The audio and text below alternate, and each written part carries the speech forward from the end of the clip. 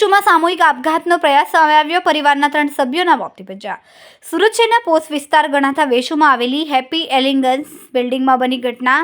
એક જ પરિવારના 4 સભ્યોએ ઝેરી દવા પીને જીવન ટૂંકાવવાનો પ્રયાસ કરતા સમગ્ર પંથકમાં ચકચાર મચી જવા પામી.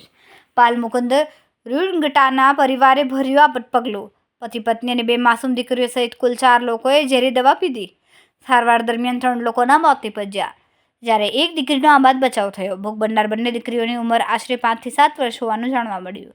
જોકે સામૂહિક આપઘાતનું ચોક્કસ કારણ હજુ અકબંધ.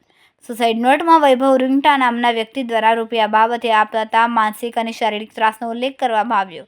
વેશુ પોલીસ કાફલો ઘટના સ્થળે પહોંચીને સુસાઇડ નોટના આધારે વધુ તપાસ હાથ ધરી છે. ગઈકાલે સાંજે વેસુ પોલીસ સ્ટેશનને એક જાણકારી મળી કે હેપી એલિગન્સ નામની એક બિલ્ડિંગ છે વેસુ વિસ્તારમાં. એમાં એક પરિવારે ઝેરી દવા પી અને આપઘાતનો પ્રયાસ કરેલ છે. પોલીસ સ્થાનિકે પહોંચતા બાલ મુકુંદ નામના જે ખેતાન નામના વ્યક્તિ છે એ સ્થળ પર મરણ ગયેલ હતા અને 108 દ્વારા એને પુષ્ટિ કરવામાં આવેલ.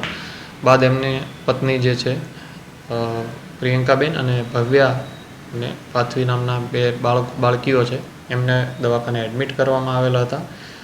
જે પૈકી પણ પ્રિયંકાબેન અને મોટી દીકરીનું આજે સવારે અવસાન થઈ ગયેલું છે. અને આ બાબતે અમે વેસુ પોલીસ સ્ટેશનમાં વૈભવ રૂંગટા નામના એક વ્યક્તિ જે છે એમની વિરુદ્ધમાં ગુનો દાખલ કરેલો છે. જેમના ત્રાસથી આપઘાત કરેલો છે એવી એક સુસાઇડ નોટ એમના પરિવારજનોને મળેલી છે. એના આધારે અમે એના વિરુદ્ધમાં ગુનો દાખલ કરેલ છે. કેમેરામેન હર્ષદ પાટીલ સાથે સુનિલ પાટીલ, સમય મીડિયા ન્યૂઝ, સુરત.